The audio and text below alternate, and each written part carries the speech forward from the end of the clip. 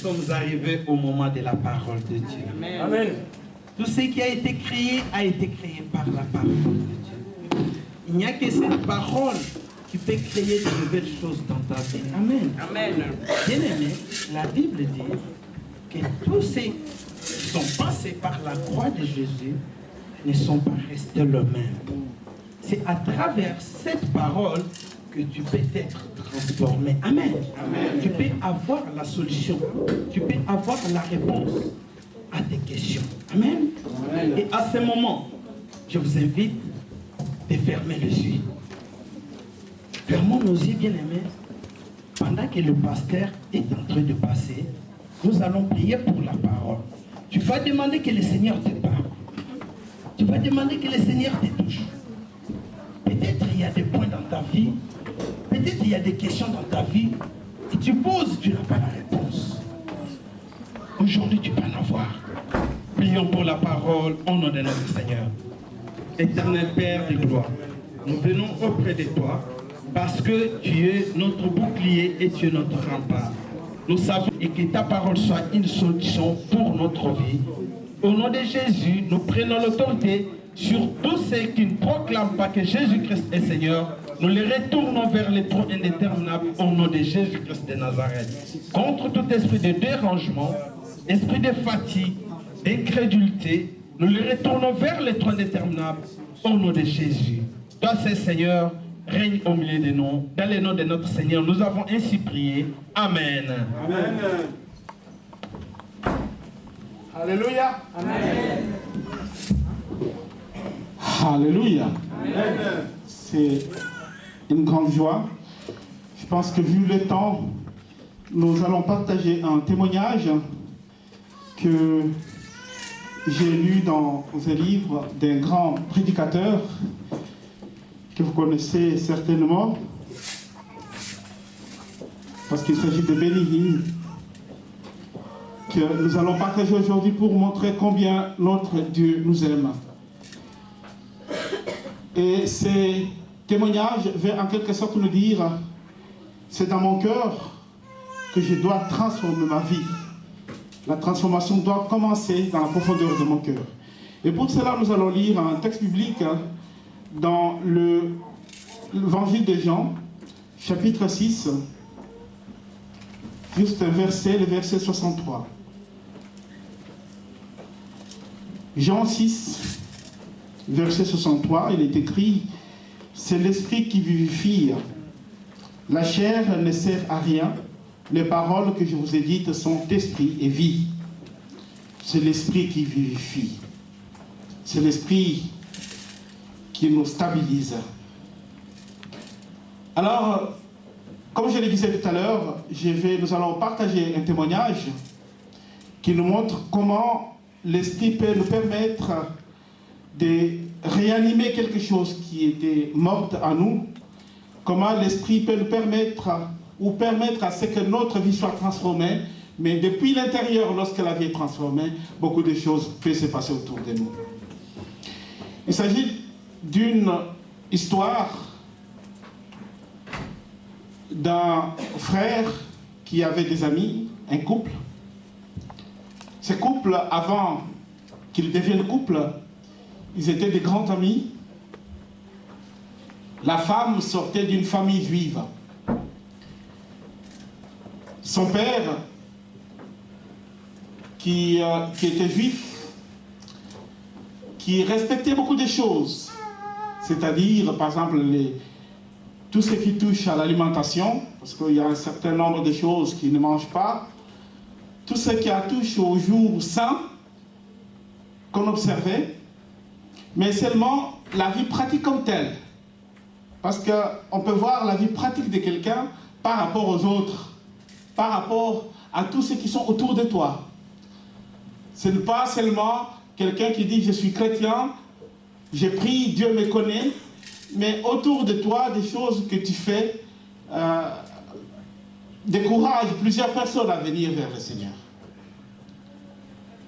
Alors c'est cette jeune dame, son père, qui était juif, qui ne voulait pas entendre parler de la foi chrétienne, surtout des gens qui parlent de Jésus.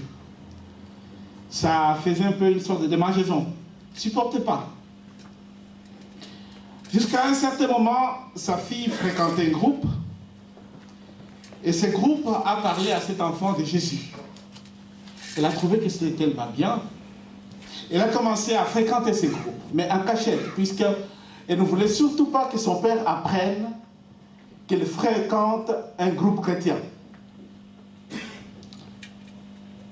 Et elle a commencé à fréquenter ces groupes. Au bout d'un certain temps, je ne sais pas, 2-3 mois, les enseignements, tout ce qu'elle écoutait dans ces groupes, a atteint la profondeur de son cœur. Et puis, elle en a parlé à son fiancé. Avec lui, ils ont commencé à faire un pas ensemble pour aller dans ces groupes, écouter les enseignements bibliques. Quelques jours plus tard, son père l'a appris. Mais c'était la fille unique. Cette fille était très attachée à son papa. Partout où son papa était, elle était là. Jusqu'au jour où sa maman meurt, la relation avec son père est devenue un peu froide. On ne sait pas ce qui s'est passé, mais ce n'était plus comme avant. Mais le papa tenait toujours à sa fille, à tel point que lorsqu'elle a appris que la fille fréquentait un groupe chrétien, il n'était pas content, mais il ne pouvait pas réagir. Il a fait seulement semblant de ne rien voir. Quand la fille partait, c'est comme si ça ne lui disait rien. Il ne voulait même pas savoir où est-ce qu'ils vont. Alors, la fille a téléphoné à son ami pour lui dire la surprise qu'il y avait dans la famille. Puisque son père était quelqu'un de spécial, la fille disait qu'il avait 4 piliers ou 4 points forts. Quels sont ces points forts? C'était les biens matériels. Il aimait bien vivre entouré de biens matériels. Et le deuxième point, c'était la réussite financière. Il avait bien réussi financièrement, puisqu'il gérait toute une sorte de parc, une gestion immobilière avec plusieurs immeubles qui étaient à sa disposition. Et c'est quelqu'un qui tenait beaucoup à la réussite des études. C'est vrai, il avait 4 diplômes universitaires. Donc, le 4e point, c'était le jeu de golf. Alors, ces 4 choses étaient les choses les plus importantes dans sa vie. Les biens matériels, une réussite financière, avoir réussi ses études, et puis se distraire par son jeu de golf. On ne pouvait pas lui enlever ces 4 choses. Alors un jour, la fille, quand elle venait, elle essayait de parler à son père de la réunion où ils étaient. Dès qu'elle commençait, son père stoppait tout de suite, non, je ne vais pas entendre parler. Alors la fille est allée dans le groupe où elle priait avec des amis, elle a demandé qu'on puisse prier pour elle, qu'on puisse la soutenir. Elle pleurait, il y avait des larmes, puisqu'elle voulait que ce qu'elle a reçu, son père puisse aussi le recevoir. La fille passait beaucoup de temps de prière. Elle a demandé à ce que Dieu a déjà fait un miracle dans la maison, puisque mon père ne pouvait même pas me permettre. Je sais qu'il est au courant que nous fréquentons un groupe de prière. Il ne pouvait même pas me permettre, parce que j'ai vu ce qu'elle fait avec ceux qui sont autour de nous. Mais là, elle ne dit rien, mais il nous laisse partir. C'est déjà un miracle. Pour cela, la fille passait beaucoup de temps de prière, puisqu'elle savait que son père savait. Mais seulement son père ne voulait pas agir, puisqu'il aimait trop sa fille. Un jour, elle voulait partir à la réunion de prière le soir. Un miracle, ça c'est le premier miracle. Son père lui dit, « Ah, vous allez partir encore à vos croisades là aujourd'hui ?» La fille, le fait que son père lui fasse cette remarque, c'était quelque chose de très fort. Elle a dit, aujourd'hui, ça va barder ici. Mais ça s'est arrêté là. Il l'a laissé partir. Pour la fille, c'était un miracle. Bien aimé, des fois, nous cherchons des miracles, des grandes choses. Pour cette fille-là, c'était le début d'un grand miracle dans sa vie. Alors, il est allé raconter ça à ses amis. pour qu'il mette ça dans le main du Seigneur. Et là, le groupe que la fille fréquentait, c'était le groupe dirigé justement par ces grands ministres de Dieu que vous connaissez, Benny Hinn. C'est lui qui dirigeait ce groupe. Mais le papa ne voulait même pas savoir qui vous conduit, dans quel groupe vous allez. Il ne voulait rien savoir. Quelques jours plus tard, comme nous le faisons ici en Europe d'habitude, le papa dit qu'il devra aller voir ce médecin pour faire le check-up, faire le contrôle général, son bilan de santé. Quand il est parti, le médecin a contrôlé, c'était un grand spécialiste qui était connu de toute la région. Il a dit, mais c'est impeccable. Ta santé est au top. Voilà papa qui rentre heureux, qui se disait, mais pourquoi irais-je encore chercher à prier Dieu? J'ai ma santé qui est au top, j'ai tout. J'ai le mieux matériel, j'ai une bonne situation financière, j'ai des diplômes, j'ai reçu mes études, et quand je suis fatigué, je vais me distraire. Il avait des résidences où il n'allait là que pour se distraire au jeu de golf. Son médecin lui dit, tout va bien. Il rentre à la maison, premier jour, deuxième jour, son médecin le rappelle au téléphone. Qu'est-ce qui se passe? Non, il faudra que vous reveniez, nous avons un peu quelque chose à regarder. Il y a quelque chose qui nous a échappé lorsque nous avons fait le premier contrôle. Pour le papa, c'était quelque chose d'incompréhensible. Parce que c'était un grand spécialiste. Il dit, mais c'est pas possible. Lui qui est un grand spécialiste, comment quelque chose peut lui échapper? Amen. Amen. C'est l'homme, le médecin le plus connu, le plus fort, qui avait des appareils sophistiqués. Il dit, mais comment est-ce possible que quelque chose lui échappe?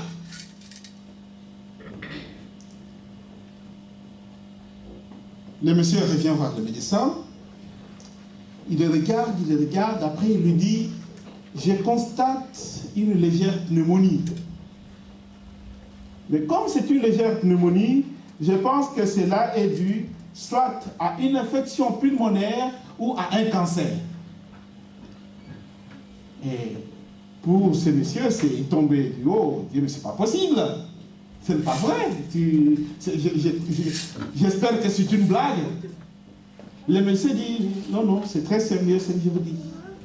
Je n'ai pas compris comment on n'a pas pu déceler ça avant. Il y a vraiment une infection. Alors, d'après moi, il faudra qu'on vous garde à l'hôpital. Qu'on puisse, comme c'est encore au début, qu'on puisse continuer les examens. Il lui dit, mais ce n'est pas possible, vous plaisantez. Puisque moi, j'ai déjà prévu que ce soir, je dois aller à ma résidence de jeu de golf. Bon, le médecin lui dit, vous pouvez y aller. Et au retour, nous allons faire de toute façon, c'est un examen. C'est comme ça pour être sûr et puis continuer, commencer à attaquer la maladie au début, puisqu'on voit que ça s'est déclaré très fort. Il faut qu'on l'attaque depuis le début.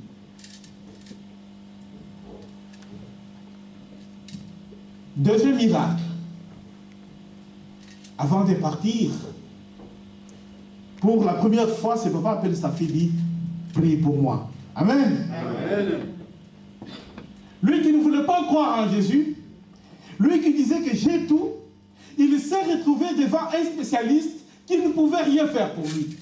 Un spécialiste qui a regardé des choses qui lui ont filé dans le main. Un spécialiste qui a tout regardé, qui a dit tu vas bien. Quelques jours après, il envoie d'autres spécialistes et regarde et dit il y a quelque chose qu'on n'a pas contrôlé. Là, il a pensé à quelqu'un qui peut être au-dessus de tout. Lui qui ne croyait pas en Dieu, qui croyait en Dieu, son Dieu à lui, un peu dans le vapeur, mais qui ne voulait pas entendre parler de Jésus. Alors il demande à sa fille, est-ce que vous accepteriez, lorsque vous serez dans vos réunions là ce soir, de prier pour moi? Nous pouvons nous imaginer la joie de cette fille, qui pour la première fois, son père lui demande de prier pour lui. Et il est parti dans ses résidences. Et pendant qu'il était là, la fille et son fiancé, ils ont profité de lui envoyer certains livres. Il dit que nous envoyons quelques livres pour lire. Un des livres qu'ils lui ont envoyé, vous connaissez, certains l'ont déjà lu, c'est Bonjour Saint-Esprit, de Bénigne. Et quand il a commencé à lire ces livres, il a lu, il a relu, il a lu, il a relu, il a lu, il a relu, à tel point que les pages de ces livres commençaient à tomber. Amen. Amen. Et pendant qu'il lisait, il y avait quelque chose qui vibrait dans son cœur. Il voyait qu'il était dans une situation dans laquelle il n'a jamais vécu. Il se sentait dépassé par une certaine puissance, par une certaine force, quelque chose qui le pousse à découvrir, avoir la soif. Il est allé jusqu'au bout, à tel point que lorsqu'il a terminé le livre, il avait les larmes. Il a téléphoné à sa fille pour lui dire, j'ai tellement lu le livre que quelques pages sont tombées. Et pour la fille, c'était un grand miracle. Au bout de 3e semaine, il termine ce temps de distraction, il devrait maintenant revenir dans la ville. Et là, il va voir le médecin. Comme c'était convenu qu'il fallait qu'il le regarde, qu'il le revérifie. 3e surprise. Le monsieur arrive, le médecin regarde, il dit, je ne sais pas si nous avons remarqué, mais tout va bien. Amen. Amen. Tout va bien. Et pourtant, la pneumonie était là. Avant qu'il parte. Là, le médecin regarde et dit, mais je ne comprends plus rien. Tout va bien. Alléluia. Amen. Un Dieu merveilleux. Là, le monsieur a reconnu la main de Jésus au travers de sa maladie, au travers de sa souffrance, au travers de ces questions qu'il se posait. Il a reconnu la main de Jésus. Amen. Amen. Quelqu'un est venu le toucher, quelqu'un d'extraordinaire, quelqu'un de spécial, puisqu'il a eu confiance en ce Jésus-là. Amen. Amen.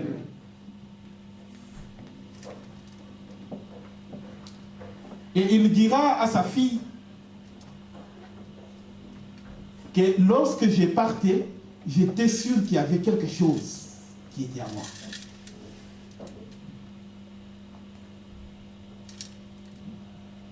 N'est-ce pas merveilleux, bien-aimé, lorsqu'on ouvre notre cœur vers le Seigneur? Et le papa l'a dit, même si j'ai passé par cette maladie, même si j'ai passé par ce temps de peur, ce qui est très important pour moi aujourd'hui, c'est puisque j'ai rencontré cet homme-là. Amen. Amen. Il a dit qu'il a souffert, il a eu un temps de peur, un temps d'angoisse, un temps fort. Mais il dit qu'il a fallu que je passe par ce temps-là. Je remercie le Seigneur de m'avoir fait passer par ce temps-là, puisque ce qui compte pour moi aujourd'hui, parce que je l'ai rencontré. Amen.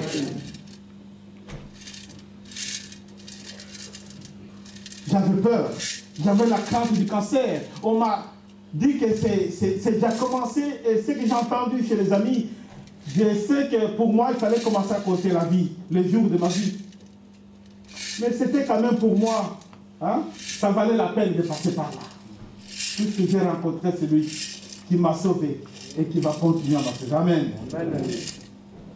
Bien-aimé, j'aimerais dire aujourd'hui que ce que le Seigneur a fait pour ce papa-là, c'est qu'il a fait pour cette sœur,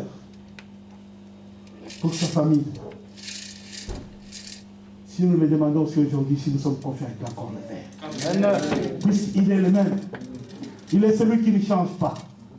Ou disons, nous avons déjà entendu dans chaque prénom, c'est Bible, brûlons-le. Puisqu'ils nous disent n'importe quoi. Si cette parole est la parole de Dieu, si cette parole contient la promesse de Dieu bien-aimé, quel que soit ce qui est devant nous, le Seigneur va réaliser ses promesses. Amen.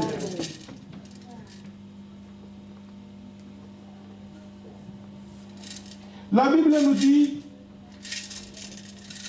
que je vais vous envoyer un consolateur. Et l'apôtre Paul dira aux Corinthiens dans 1 Corinthiens 3,16, ne savez-vous pas que vous êtes le temple de Dieu et que l'Esprit de Dieu habite? Amen. Amen. Ne savez-vous pas que vous êtes le temple de Dieu et que le Saint-Esprit habite en vous? Ça, c'est une information importante que l'apôtre Paul nous donne ici. Nous sommes les temples. Nous sommes les temples de Dieu. Le Saint-Esprit habite en nous. Pourquoi? Parce que le Saint-Esprit est pour nous une garantie. Une garantie que personne ne peut plus nous faire du mal. Une garantie que, quel que soit ce que nous faisons, nous sommes là dans la main de notre Seigneur, puisque le consolateur, qui a été promis par Jésus, la Bible dit que ce consolateur viendra pour convaincre du péché. Quel est notre grand péché aujourd'hui? C'est de ne pas reconnaître que le Seigneur Jésus est capable de changer notre vie, est capable d'apporter la solution là où les hommes ne peuvent pas. Ça, c'est l'un de notre plus grands péchés. Le Saint-Esprit viendra pour nous convaincre, pour que nous puissions avoir confiance que Jésus est capable de changer ma vie aujourd'hui. Puisque devant lui, il n'y a plus de juifs, il n'y a plus de grecs, il n'y a plus de femmes, il n'y a plus des hommes, il n'y a plus de noirs, il n'y a plus de blancs. Nous sommes un devant lui. Amen. Il est capable de transformer ta vie aujourd'hui. Mais tout dépend de comment tu donnes ta vie au Seigneur. Tout dépend du degré de ta confiance à ce Dieu-là. Jésus, bien-aimé, a versé son sang sur la croix. Voilà pourquoi le Saint-Esprit habite en nous. Le Saint-Esprit habite en nous puisque Jésus a versé son sang sur la croix. Et par son sang, qu'est-ce qui s'est passé? Il nous a rachetés. Par son sang qui a versé sur la croix de Golgotha, Jésus nous a rachetés. Il n'a pas racheté seulement notre esprit, donc il a racheté tout notre corps. Voilà pourquoi le Saint-Esprit, l'apôtre Paul dit, vous êtes les temples. Tout mon corps est le temple de Dieu. Amen. Amen. Tout mon corps doit être le temple de Dieu. Puisque lorsque Jésus m'a racheté sur la croix, il a racheté tout ce que je suis. Amen. Amen. Donc je lui appartiens. Je suis à lui. Celui qui a ma vie dans sa main. Après avoir reçu le Saint-Esprit, comme nous pouvons le lire dans Éphésiens 1, 13, la Bible nous dit qu'après avoir reçu le Saint-Esprit, nous avons reçu, et après avoir reçu le Seigneur, Jésus comme Seigneur, nous avons reçu le sceau. Nous avons reçu une marque. Nous avons une marque spéciale. Personne ne peut plus nous faire du mal. Nous avons reçu une marque. Une marque qui nous distingue des autres.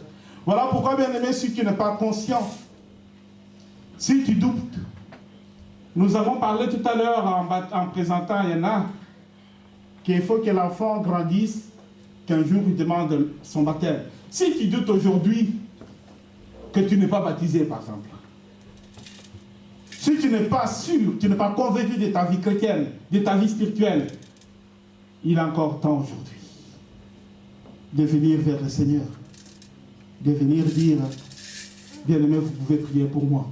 Bien-aimé, j'aimerais connaître cette voie-là. J'aimerais porter ce sceau-là, les sceaux du Saint-Esprit. Si tu n'es pas convaincu que tu n'as pas été baptisé, parce qu'il y a beaucoup qui disent, je pense, je crois que j'ai été baptisé. Non, il ne faut pas croire, il faut être convaincu. Puisque lorsque tu es convaincu, tu as le son du Saint-Esprit sur toi. Puisque ces jours-là, ce qu'on dit il faut que tu confesses toi-même que Jésus est Seigneur et Sauveur dans ta vie. Bien aimé, si tu n'es pas convaincu que tu as été baptisé, ce n'est pas pour rien qu'on met le ministre de Dieu devant toi. C'est pour que tu puisses dire, il faut que je mette ma vie en ordre avec mon Seigneur. Parce que je vais porter aussi ces sceaux-là. Je vais être une personne mise à part. Et quand le Saint-Esprit nous est envoyé par Jésus, puisque ce Saint-Esprit nous garantit au moins 4 choses. Notre appartenance, nous appartenons à Jésus. Notre authenticité. C'est vrai que nous sommes vraiment des fils et des filles de Dieu. Il y a aussi l'accomplissement. La parole de Dieu s'accomplit dans ma vie. Du moment que j'ai accepté Jésus comme Seigneur et Sauveur.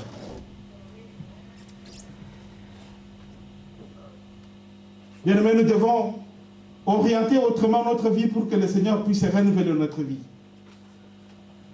Le Saint-Esprit nous apporte un espoir certain. Quand on dit espoir, c'est-à-dire confiance totale, c'est-à-dire espérer que ce qui a été promis par Jésus, ce qui a été promis par Dieu va se réaliser certainement dans ma vie.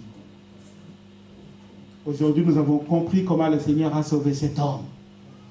Cet homme qui a commencé par ne pas croire en Dieu, qui ne croyait pas en Jésus. Cet homme qui, par sa fille, qui était sa fille, sa fille est devenue sa mère spirituelle en quelque sorte. C'était sa fille, mais cette fille lui a montré le chemin de la vie. Sa fille est devenue sa mère spirituelle. C'est par sa fille, elle a découvert Jésus sur sa route. Les médecins ont découvert qu'il était déjà attrapé d'une maladie incurable, mais voilà que le Seigneur en a décidé autrement, puisqu'il s'est confié à lui. Bien-aimé, ce n'est pas encore trop tard. Ce n'est pas encore trop tard. Je disais à mes bien-aimés à Genève, cette semaine, ça fait depuis le mois de janvier, presque chaque mois, nous enterrons quelqu'un à Genève. Nous avons enterré aussi une jeune fille de 18 ans, c'est vendredi. Et on s'est dit, mais c'est devenu un lieu de rencontre dans cette paroisse où nous nous rencontrons chaque fois pour le deuil. C'est devenu comme un abonnement. Cela peut nous mettre aussi à réfléchir de notre vie. Bien aimé, nous avons un temps maintenant. Lorsque nous avons reçu ce sceau, nous cesserons de parler du mal des autres, nous cesserons de prendre notre téléphone, d'avoir des grosses factures au téléphone pour passer du temps à parler des autres. Quand je prendrai le téléphone, c'est pour bénir ma soeur, mon frère. Pour me dire, tu sais, est-ce que tu te rappelles que demain nous avons culte? Tu te rappelles que ce soir nous avons une réunion de prière? Pas que, est-ce que tu sais, est-ce que tu es au courant de ce qu'il a fait? Est-ce que tu es au courant de ce qu'il est devenu? Non, bien-aimé. Lorsque nous aurons ce sceau du Saint-Esprit, notre langue sortira que des choses qui bénissent. Amen. Nous cesserons de parler du mal des autres.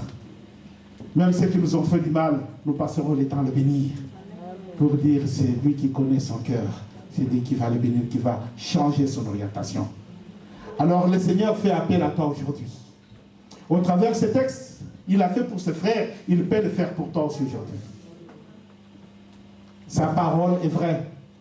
Sa parole est oui et amen, comme nous avons l'habitude de dire. Ce qu'il a promis se réalise toujours. Quel que soit le problème que tu vis, quel que soit ce que tu as, ses papas ne savaient pas que sa vie pouvait être changée. Mais il avait déjà compris, il a dit que j'ai su qu'il y a la main du Seigneur avec moi. Amen. Il faut que tu saches aussi qu'il y a la main du Seigneur avec toi ce soir. Le Seigneur veut changer ta vie, veut donner une nouvelle orientation à ta vie. Peut-être que tu vas passer des moments difficiles dans ta vie. Tu vas découvrir des moments très durs. Mais sache bien que la promesse du Seigneur se réalisera toujours dans ta vie. Amen. Amen. Ce qu'il a promis, l'homme ne peut pas le prendre. Amen. C'est vrai que le corps a peur. Nous vivons dans un monde où il y a tellement beaucoup de choses. J'étais à Milou cette semaine, j'entendais la fille, ma nièce, la fille de ma soeur, une toute petite fille qui disait, j'ai vu qu'on tuait les gens. Il parlait de ce qu'il regardait à la télévision. Voilà le monde que nous vivons aujourd'hui. La peur, l'angoisse, ça nous envahit tous les jours. Mais nous avons une conviction, nous avons une certitude. Il y a quelqu'un qui est là pour nous donner, qui a préparé un projet pour nous. Un projet qui n'est pas un projet de malheur, mais un projet de bonheur. Chacun de nous a un projet de bonheur devant le Seigneur. Il suffit d'être convaincu de ça. Quelle que soit la situation que tu traverses, tu sais que je sais que mon rédempteur est là. Il a un meilleur projet pour moi. Je sais que personne ne changera pas ma vie. Tant qu'il n'a pas mis un point à la fin de sa phrase, ma vie continue avec succès. Amen. Puisqu'il est mon véritable Dieu. Bien aimés, soyons convaincus. Mais pour cela, nous devons être convaincus que Jésus occupe réellement mon cœur. Il ne faut pas seulement dire des choses puisque la foule le dit. Il ne faut pas être des moutons. Il faut être des brebis. Des brebis qui suivent le maître. C'est pas parce que la foule a dit, oui, Jésus sauve. Oui, toi aussi tu dis, oui, Jésus sauve. Mais tu ne sais pas ce que tu dis. Tu diras ça même 1000 fois, rien ne se passera dans ta vie. Mais quand tu dis Jésus sauve, tu ne dis pas avec la bouche comme les autres, mais tu dis avec le cœur. Amen. Quand tu retournes à la maison, tu médites sur cette parole. J'ai dit Jésus sauve. Est-ce que j'ai déjà changé ma vie? Est-ce que je l'ai déjà accepté? Tu parles avec ton cœur, ne parle pas avec ta bouche. La bouche parle tellement de choses. Bien-aimé, il est temps aujourd'hui de transformer ta vie. Alors le Seigneur t'appelle, a dit, ce que j'ai fait il y a des années, il peut aussi le faire pour toi aujourd'hui. Que le Seigneur te bénisse. Amen.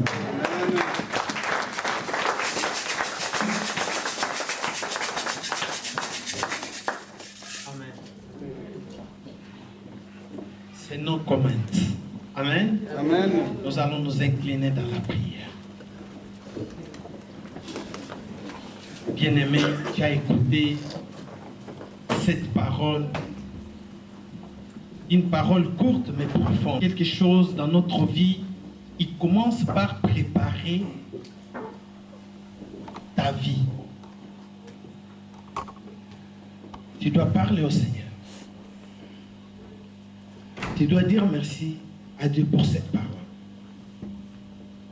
Tu vas demander à Dieu si ta vie n'est pas encore transformée, que le Saint-Esprit de Dieu puisse te convaincre, afin que toi tu donnes ta vie à Jésus pour lui donner l'accès dans ta vie pour opérer des miracles.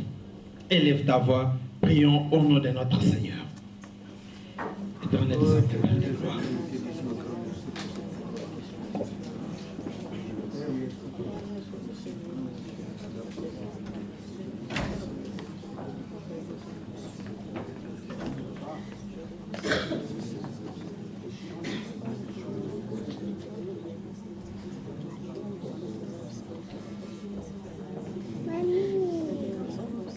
Merci pour ta parole éternelle, tu nous as parlé. Seigneur, tu m'as montré combien je dois disposer mon cœur à toi afin de te faciliter la tâche pour que tu opères des miracles dans ma vie. Seigneur, je te demande de renouveler ta bonté dans ma vie, Seigneur. Seigneur, je veux que toi, tu puisses me soutenir parce que toi, tu es le soutien de tous les défaillants. Soutiens-moi, Seigneur, dans mes faiblesses. Soutiens-moi, Seigneur, dans les souffrances. Pour que j'aie toujours la conviction, Seigneur, qu'il n'y a que toi le seul qui peut guérir et qui peut sauver. Que cela ne sort pas de ma bouche, mais seulement de mon cœur. Car la Bible déclare, la chair est faible, mais l'esprit est disposé. Sois béni pour la vie de mon frère et de ma soeur. Sois béni pour l'instrument que tu as utilisé tout à l'heure. Que cette parole continue à nous interpeller et à nous conduire sur le bon chemin. Nous condamnons toute autre sémence, nous les retournons vers les trônes d'éternel au nom de Jésus. Nous scellons cette parole dans notre vie avec le sang de Jésus. Au nom de notre Seigneur, nous avons ainsi prié. Amen. Amen. Acclamons le Seigneur.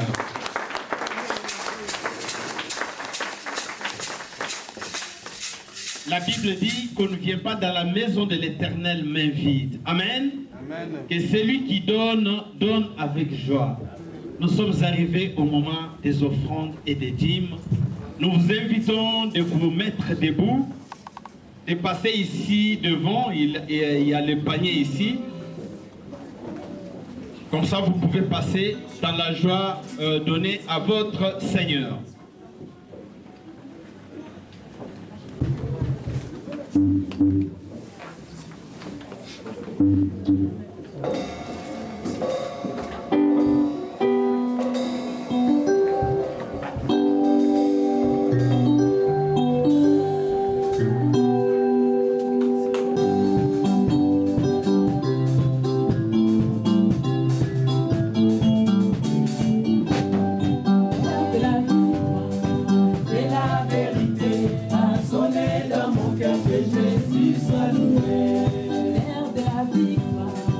De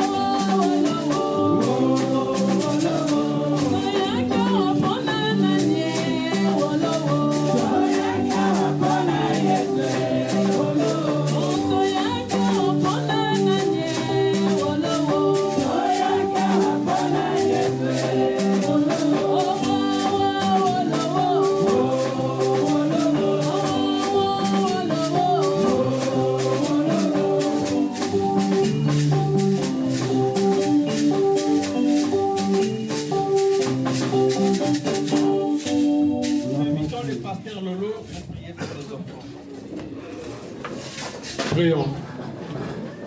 Seigneur, nous te prions de bénir cette corbeille des offrandes que ton peuple t'a apporté, Seigneur, et que cet argent puisse contribuer à l'avancement de ton œuvre. Je te prie de bénir chaque main qui y était plongée dedans, et bénis aussi cette église, et bénis la provenance de cet argent, et que cet argent puisse servir pour ton travail dans cette église. C'est au nom de Jésus-Christ, notre Seigneur et Sauveur, que nous avons ainsi prié. Amen. Amen. Amen. Amen. Bon, nous sommes arrivés presque à la fin, mais nous allons d'abord accueillir ceux qui sont venus pour la première fois. Vous êtes là dans notre église qui est la vôtre aussi. Spirituellement, on est toujours ensemble, mais physiquement, si vous êtes là pour la première fois, nous vous invitons là où vous êtes de vous mettre debout. Nous allons vous accueillir. Acclamons le Seigneur. Alléluia. Alléluia. Amen, amen, amen, amen. Alléluia, alléluia. Amen. Veuillez rester debout s'il vous plaît. Alléluia. Gloire à Dieu. Amen. Nous allons commencer comme ça et puis terminer par l'autre côté. Bien-aimés, nous avons juste besoin de votre nom et le lieu de provenance. Alors, je m'appelle Zonzo.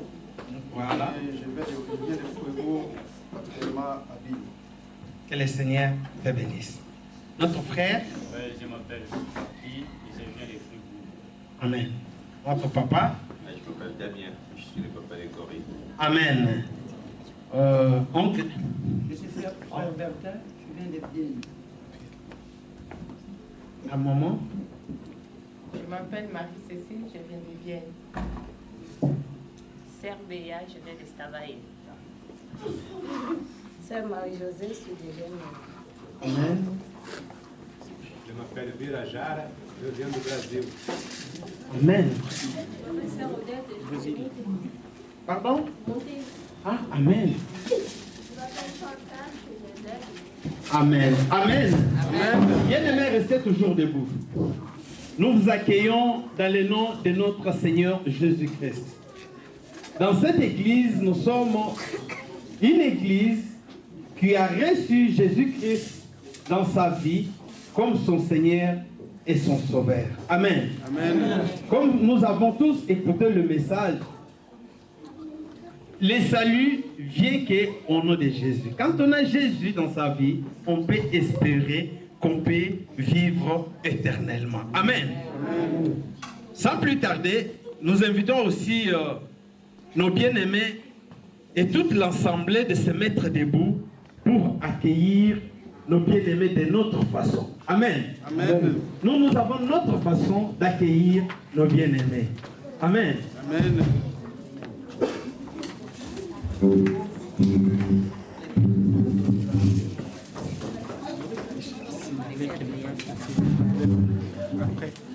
Au nom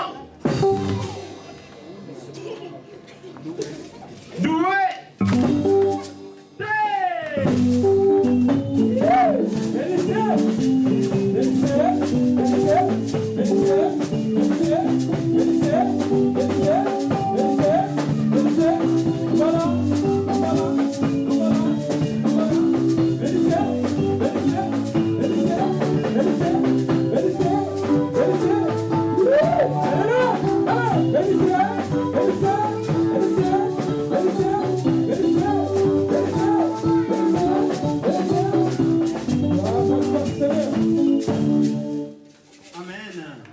Veuillez vous mettre désormais, à partir d'aujourd'hui, là où tu es, c'est ta place. Si tu es dans la région, tu connais déjà l'endroit où tu dois chercher la face de ton Seigneur. Amen. Amen. Mais restez s'il vous plaît assis. Vous allez, il y a notre frère Kams qui va passer juste pour prendre l'adresse. On doit juste garder les contacts. Amen. Amen. Alors, nous sommes arrivés au moment des annonces. Nous invitons le pasteur, mais je vais donner le premier annonce. Amen. Je demande à l'église que ce vendredi, nous allons reprendre les enseignements. Amen. Amen. Ah, bon, excusez-moi, c'est le dernier vendredi du mois. Nous avons la veillée de prière ici. Amen. Amen. La veillée commence à minuit et non à 1h du matin. Nous commençons à minuit. Jésus est déjà au rendez-vous.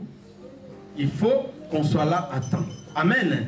Amen. Informez nos bien-aimés qui ne sont pas venus pour que nous soyons nous tous. C'est vendredi. Ok, nous avons déjà entendu que la première chose, la plus importante, c'est la veille de prière qui a lieu ce vendredi. Parce que c'est le moment aussi que nous partageons beaucoup de choses avec notre Seigneur. Donc venez nombreux aussi. N'attendez pas la veille de prière, ce n'est pas une affaire de ceux qui ont des problèmes. Nous venons pour dialoguer et parler avec notre Seigneur. Je signale aux sœurs que toutes les sœurs responsables de nos églises, membres de la conférence des églises africaines en Suisse, ils se rencontrent à Fribourg le samedi prochain. Toutes les sœurs responsables. Je pense que la dernière réunion, notre église n'a pas été représentée, c'est un peu dommage. Ça sera dans le couvent où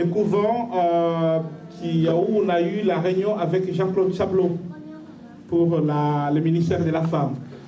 Donc c'est quand on sort entre le temple de Fribourg, la salle où on fait des réunions en bas et la placette Manor, suivre cette route jusqu'à la sortie de la rue principale qui monte vers l'université. C'est les immeubles qui sont en face, les derniers immeubles, c'est là où se trouve le couvent des sœurs. Donc à 15h, si vous n'êtes pas sûr de l'adresse, vous pouvez toujours me demander après ce culte ou pendant la semaine pour que je vous contacte. Il faudra cette fois-ci qu'il y ait une représentation de l'église. Donc il y a quelque chose à partager.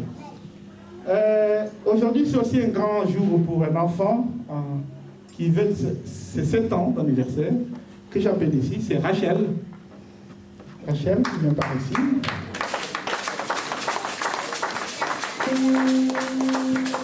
C'est la fille du pasteur. Rachel fête ses 7 ans aujourd'hui. Sois béni.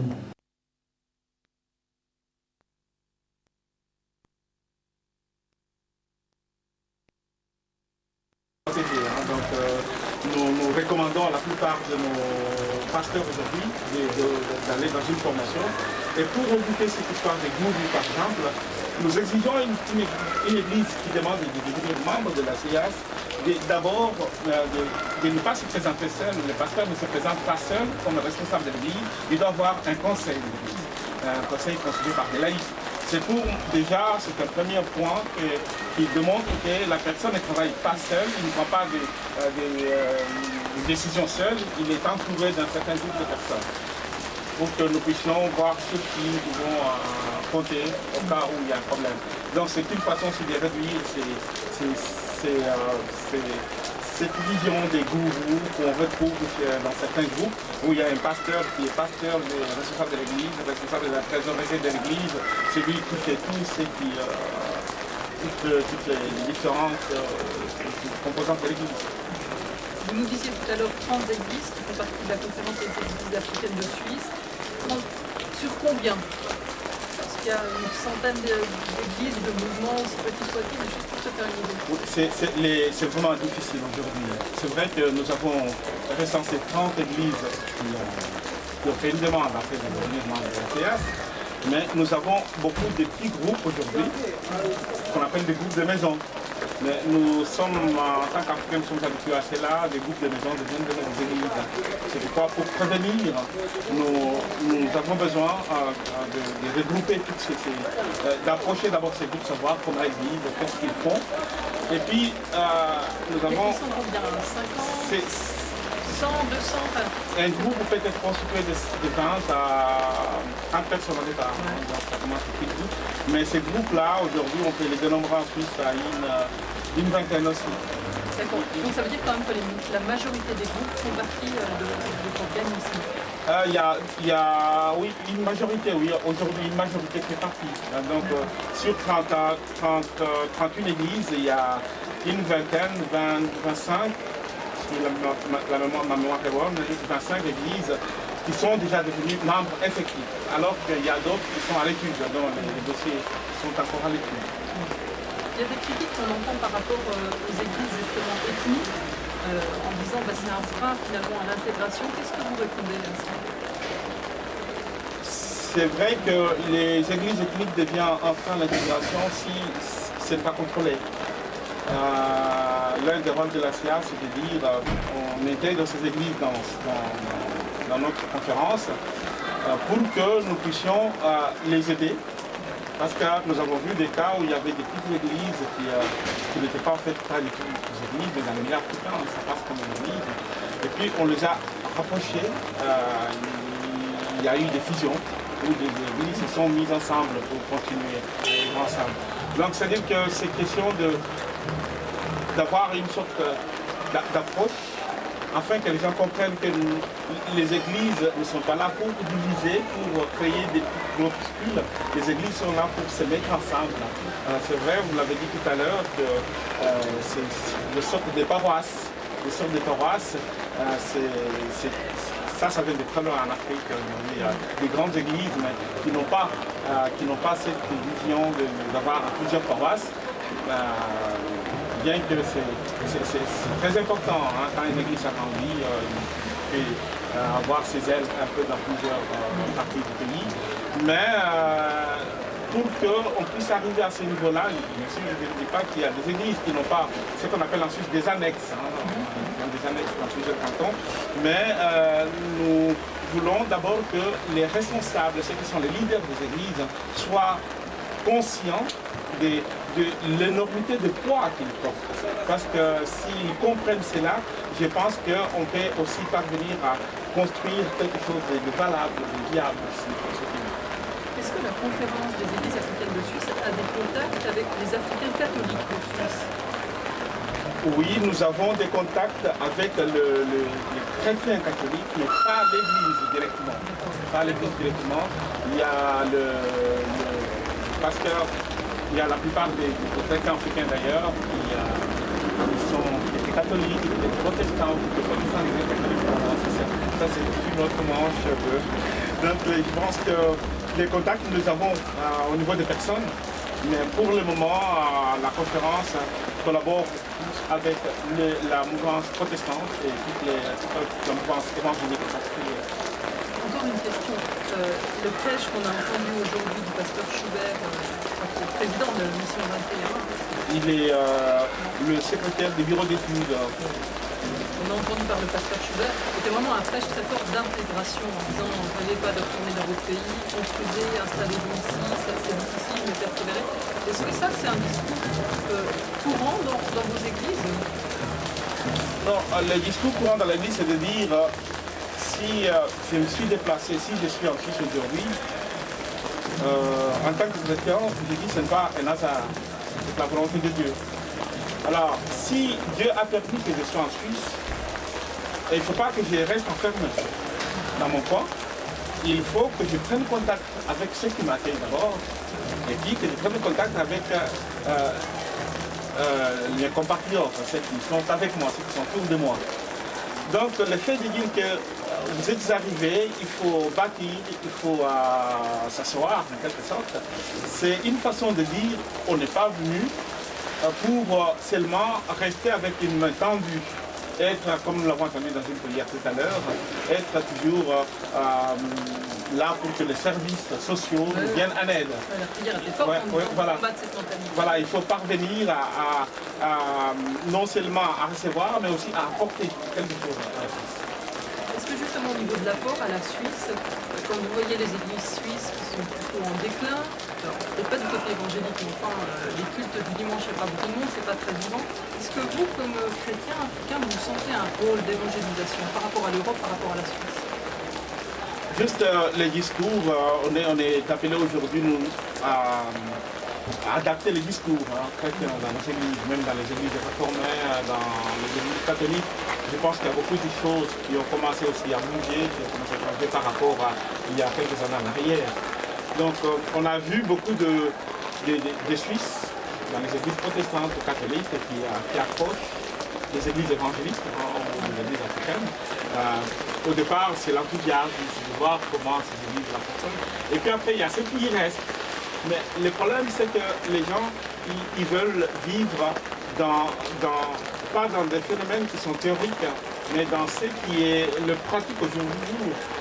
J'ai entendu dire que quand je suis dans une église, par exemple, des églises qui sont conservatrices, parce que le discours qui est dans l'église, c'est un discours un peu beaucoup plus scientifique, beaucoup plus érigé, alors qu'aujourd'hui, nous voulons être avoir un discours terre à terre de ce que le peuple veut attendre. Donc le peuple est en train de traverser un difficile. Il faut aller mettre les doigts sur la situation que vivent les gens aujourd'hui. Si je prends n'importe quel texte biblique, il faut que je l'actualise à un point que la personne qui est dans la salle puisse être touchée. Aujourd'hui, dans les églises africaines, qu'est-ce qui touche les Africains? Il y a le problème de misère, il y a le problème de la faim en général, il y a le problème de différentes maladies. Dans ces églises-là, on va parler de ces problèmes qui touchent le peuple africain pour qu'ils puissent dire que voilà, c'est vrai que je souffre, mais Dieu ne m'a pas abandonné. Mais il y a une façon de le dire dans les églises traditionnelles, mais qui pour la plupart de certains fidèles, ils voient que c'est beaucoup trop de théorie. Donc ça fait un peu une différence. Voilà. Mais est-ce qu'il y a des Africains qui viennent ici en Suisse avec l'idée d'évangéliser, de réévangéliser?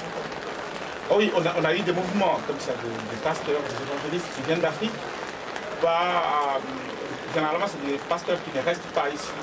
Ils viennent pour organiser des campagnes d'évangélisation.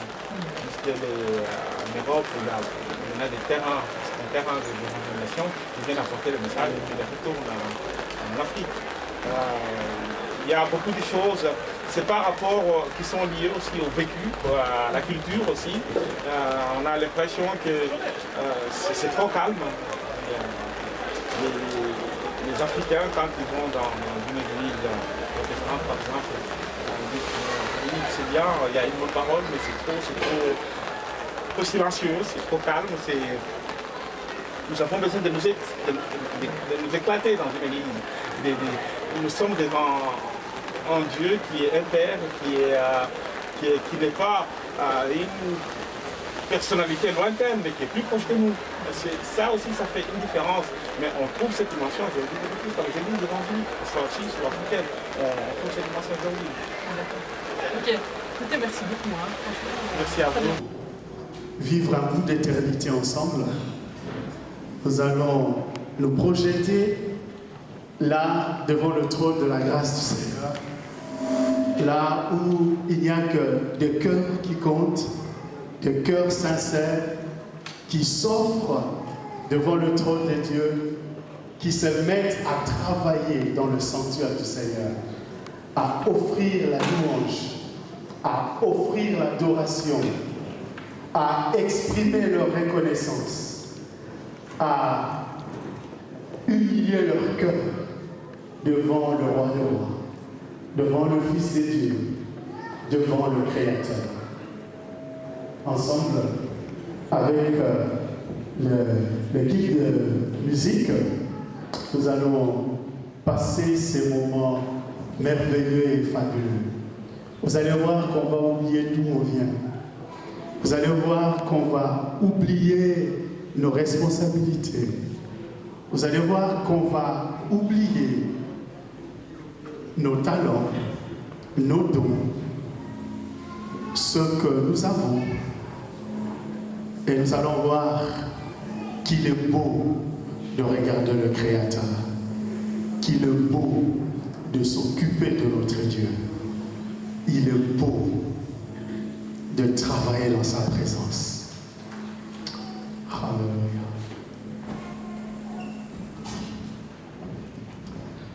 Bien, nous invitons nos bien-aimés qui sont là pour nous bénir dans cette adoration. Vous savez, un psaume nous dit qu'il est doux et agréable aux frères de demeurer ensemble. C'est là que le Seigneur envoie la vie et la bénédiction. Et bien aujourd'hui, c'est un jour de vie, un jour de bénédiction, un jour où Dieu va nous visiter, un jour où Dieu va venir son peuple.